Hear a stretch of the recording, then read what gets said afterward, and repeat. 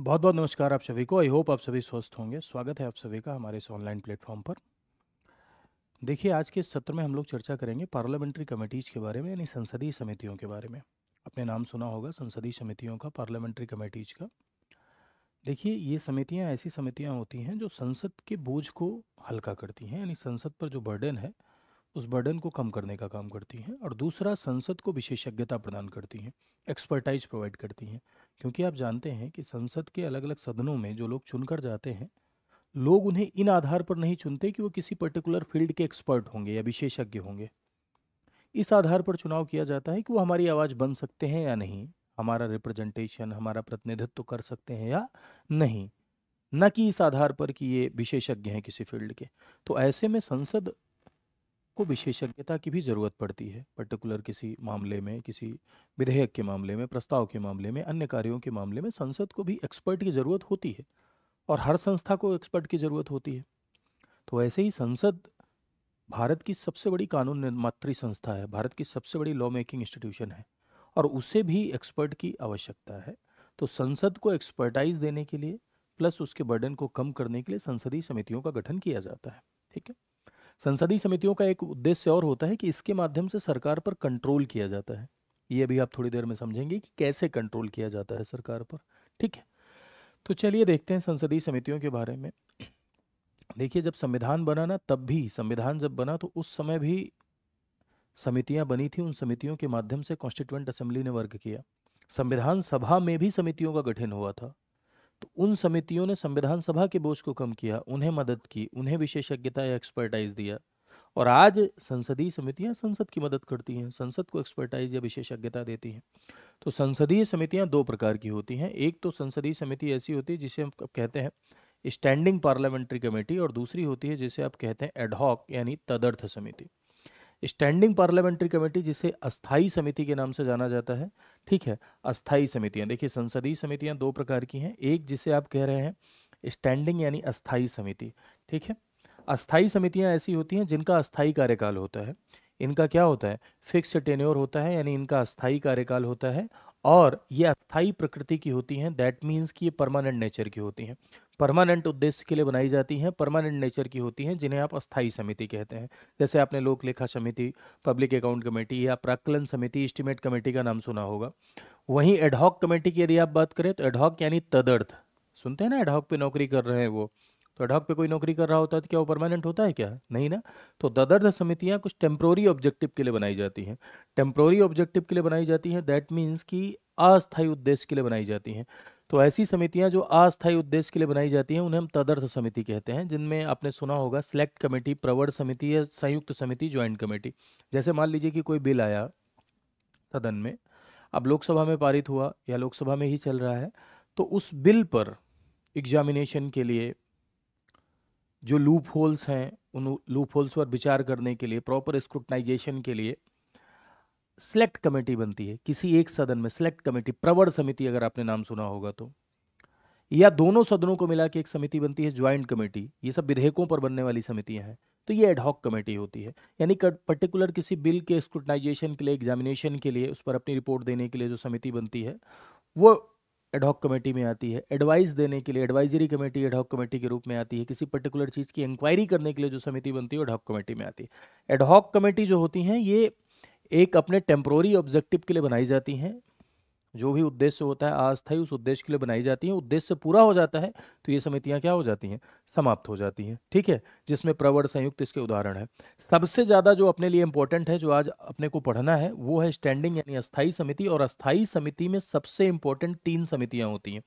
एक आपकी पीएसी यानी पब्लिक अकाउंट कमेटी, जिसे आप लोक लेखा समिति कहते हैं। एक आपकी एस्टीमेट कमेटी, जिसे आप प्राक्कलन समिति कहते हैं। और एक है आपकी सीओपी, जिसे आप क्या कहते हैं? जिसे आप कमेटी एंड पब्लिक एंटरप्राइज यानी सार्वजनिक उद्यम समिति कहते हैं। ये सबसे इंपॉर्टेंट अस्थाई वित्तीय समितियां हैं, यानी ये स्टैंडिंग फाइनेंशियल कमेटीज हैं। Public account committee, PAC, estimate committee, प्राक्कलन समिति और कमेटी एंड पब्लिक एंटरप्राइज या कमेटी एंड पब्लिक अंडरटेकिंग, ये तीनों फाइनेंशियल कमेटी सबसे इंपॉर्टेंट है। सबसे ज़्यादा अगर फैक्चुअल डेटा में सवाल पूछे जाते हैं, प्रीलिम्स में सबसे ज़्यादा सवाल पूछे जाते हैं, तो इन तीनों समितियों से अब तक पूछे गए हैं और इन फ्यूचर भी आपके यहाँ पूछे जाएंगे। तो सबसे पहले हम लोग पीएसी की ही बात करेंगे कि पीएसी, पब्लिक अकाउंट कमेटी का गठन कब हुआ?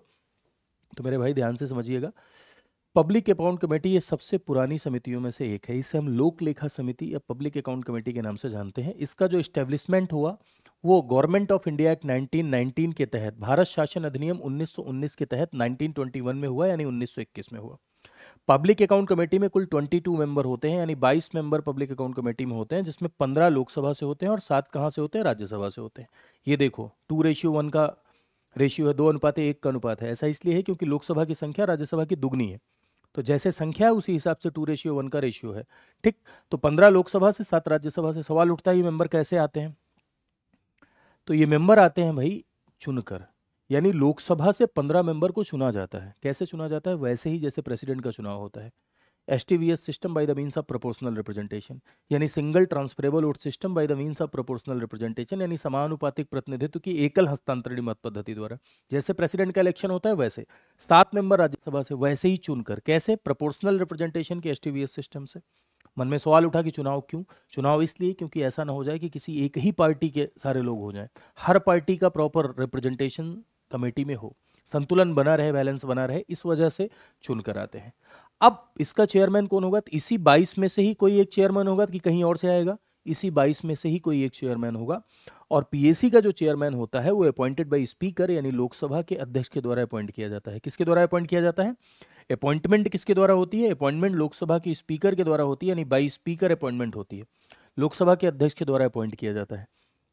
और ये एक जनरल पार्लियामेंट्री कन्वेंशन है कि PAC का जो चेयरमैन होता है वो अपोजिशन से होता है, यानी PAC का जो चेयरमैन होता है वो विपक्ष से होता है। कहाँ से? विपक्ष का। जनरली सामान्यता हम देखते हैं कि जो विपक्ष का नेता है वही PAC का अध्यक्ष बनता है।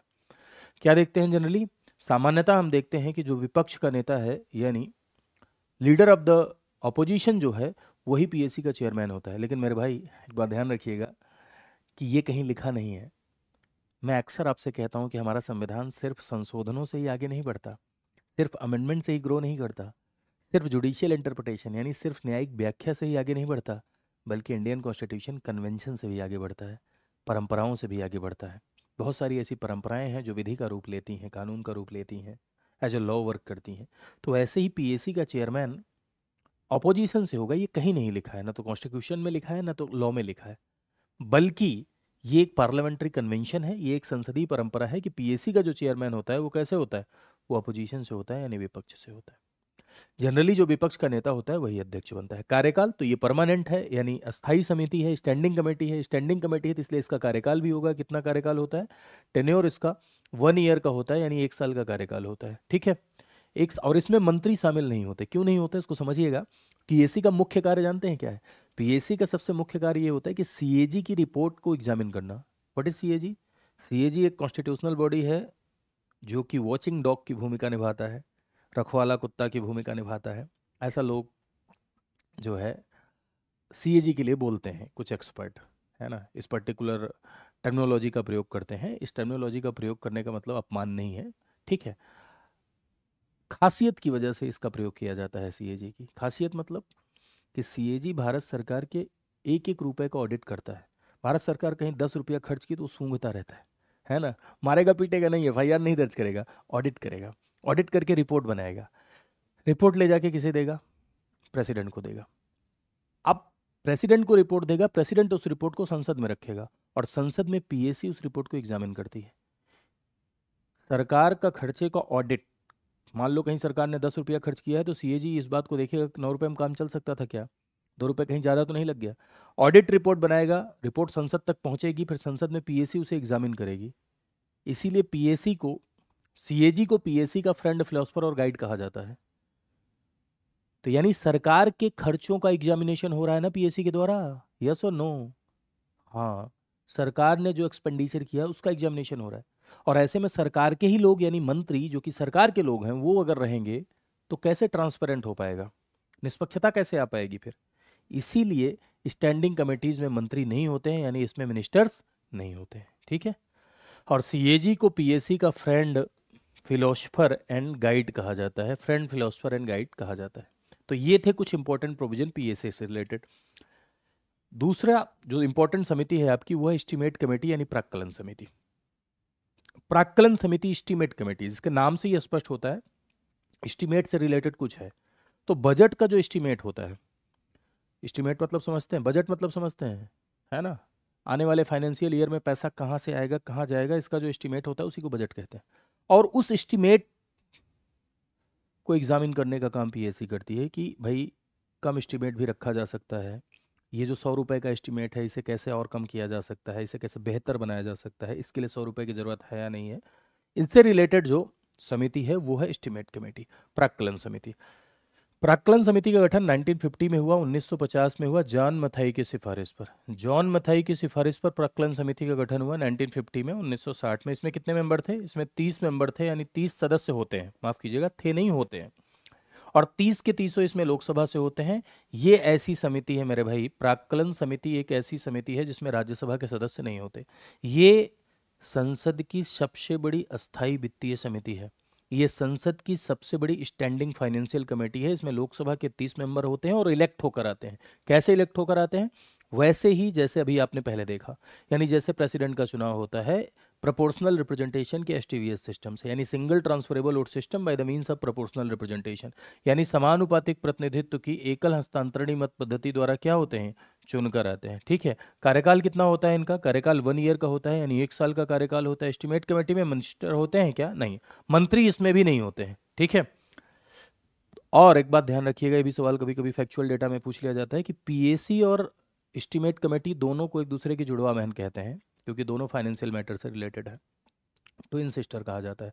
एस्टिमेट एक बार फिर से सुनो, एस्टिमेट कमेटी यानी प्राक्कलन समिति गठन कब हुआ? 1950 में हुआ, जॉन मथाई की रिकमेंडेशन पर। कितने मेंबर? 30। 30 के 30 कहाँ से? लोकसभा से। कमेटी का कार्यकाल कितना? 1 ईयर का कार्यकाल। मेंबर इलेक्ट होकर आते हैं? जी हाँ। कहाँ से? लोकसभा से। कैसे? प्रोपोर्शनल रिप्रेजेंटेशन से। चेयरमैन कौन होगा? तो उन्हीं 30 में से कोई एक चेयरमैन होगा क्या? यस, उन्हीं 30 में से कोई एक चेयरमैन होता है, और चेयरमैन की नियुक्ति यानी चेयरमैन को अपॉइंट कौन करेगा? अपॉइंट प्रेसिडेंट के द्वारा, माफ कीजिएगा, चेयरमैन को अपॉइंट स्पीकर के द्वारा किया जाता है। नहीं, पीएसी के भी चेयरमैन को लोकसभा के अध्यक्ष के द्वारा नियुक्त किया जाता है। किसके द्वारा? लोकसभा के अध्यक्ष के द्वारा नियुक्त किया जाता है। तो ये कुछ फैक्चुअल बातें हैं जो प्रीलिम के लिए इंपॉर्टेंट होती हैं प्राक्कलन समिति से संबंधित। प्राक्कलन समिति हाँ बजट के एस्टिमेट को क्या करती है? एग्जामिन करने का काम करती है। इसे अस्थाई मितव्ययता समिति भी कहते हैं, यानी पैसे कम करने। मितव्ययी मतलब समझते हैं ना? हाँ, जो कम खर्च करे, तो खर्च कम करने का सुझाव देती है, इसीलिए ऐसा नाम लिया जाता है इसके लिए, राइट। दूसरी जो इंपॉर्टेंट कमेटी है, तीसरी आपकी, that's your committee on public undertakings, यानी सार्वजनिक उद्यम समिति। सार्वजनिक उद्यम यानी पीएसयू, सरकारी सेक्टर, पब्लिक सेक्टर। तो पब्लिक सेक्टर जो यूनिट्स हैं जैसे वेल, सेल, गेल, उनकी जो रिपोर्ट है सीएजी उनका भी तो ऑडिट करता है। तो सीएजी ने पब्लिक सेक्टर यूनिट का जो ऑडिट किया है, यानी सार्वजनिक सेक्टर जो है, इंडियन ऑयल, वेल, सेल, गेल जैसी जो कंपनियां हैं, उनका जो ऑडिट रिपोर्ट है उसको एग्जामिन करने का काम संसद में सीओपीई करती है। सीओपीई का जो गठन हुआ वो Krishna Menon, on the recommendation of Krishna Menon committee, 1964 में कृष्ण मेनन समिति की सिफारिश पर इसका गठन हुआ। इसमें भी कितने सदस्य होते हैं? इसमें भी 22 मेंबर होते हैं, यानी 22 मेंबर होते हैं, जिसमें 15 लोकसभा से होते हैं आपके, और 7 कहाँ से होते हैं? राज्यसभा से होते हैं। 15 लोकसभा से और 7 राज्यसभा से होते हैं। और ये कैसे आते हैं? ये चुनकर आते हैं। कैसे आते हैं? इनका चुनाव होता है, यानी ये चुनकर आते हैं। ठीक, लोकसभा से 15 लोग चुने जाते हैं, यानी 15 लोग लोकसभा से चुनकर आते हैं, और 7 लोग राज्यसभा से चुनकर आते हैं। चुनाव कैसे होता है? इलेक्शन वैसे ही होता है जैसे प्रेसिडेंट का, यानी प्रोपोर्शनल रिप्रेजेंटेशन का। इसका भी कार्यकाल कितना होगा? 1 साल का कार्यकाल होगा। चेयरमैन इसी 22 में से कोई एक होता है? जी हाँ, इसी 22 में से कोई एक चेयरमैन होता है, और चेयरमैन को कौन अपॉइंट करता है? लोकसभा का स्पीकर।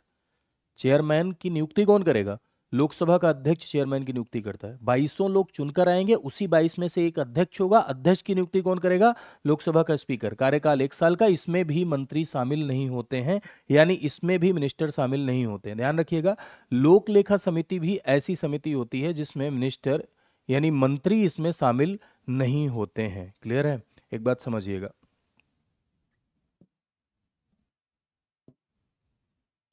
तो ये 3 समितियां मैंने आपको बताई, तीनों समितियां आपने देखी कि तीनों, पहली आपको मैंने बताई पीएसी, पब्लिक अकाउंट कमेटी, दूसरी बताई एस्टीमेट कमेटी, तीसरी सीओपी यानी कमेटी ऑन पब्लिक अंडरटेकिंग। ठीक है, अगर आप इसका पीडीएफ पाना चाहते हैं तो ये मेरा टेलीग्राम चैनल है, यहाँ आप जुड़ सकते हैं। यहाँ आप जुड़ेंगे तो आपको इसका पीडीएफ मिल जाएगा। ठीक है, साथ ही साथ यहाँ पर भी इंस्टाग्राम पर भी आप मुझे फॉलो कर सकते हैं। अगर आप क्लासेस के रोजाना लिंक चाहते हैं, पीडीएफ क्लास की चाहते हैं, तो यहाँ इस टेलीग्राम चैनल पे जुड़ के आप पीडीएफ प्राप्त कर सकते हैं। ठीक है, मुझसे अगर आप जुड़ना चाहते हैं, मुझसे कोई डाउट पूछना चाहते हैं, है ना, पढ़ना चाहते हैं, तो आप इस पे जुड़ के आप मुझसे पूछ सकते हैं। साथ ही साथ ध्यान दीजिएगा कि हमारा स्टडी IQ परिवार आप सभी के लिए चलाता है एक प्रोग्राम, जिसके बारे में आपने सुना भी होगा। अगर नहीं सुना है तो मैं उस प्रोग्राम के बारे में आपको बताता हूँ। वो प्रोग्राम जिसमें प्री मेंस और इंटरव्यू सबकी कंप्लीट तैयारी कराई जाती है, यानी प्री मेंस इंटरव्यू सबकी होलिस्टिक प्रिपरेशन कराई जाती है, सबकी कंप्लीट प्रिपरेशन कराई जाती है। एक ऐसा प्रोग्राम जो हमारा स्टडी IQ परिवार चलाता है। ठीक है, इस प्रोग्राम में आपको कंप्लीट सिलेबस दिया जाता है, कंप्लीट गाइडेंस दिया जाता है, कंप्लीट मेंटरशिप दी जाती है।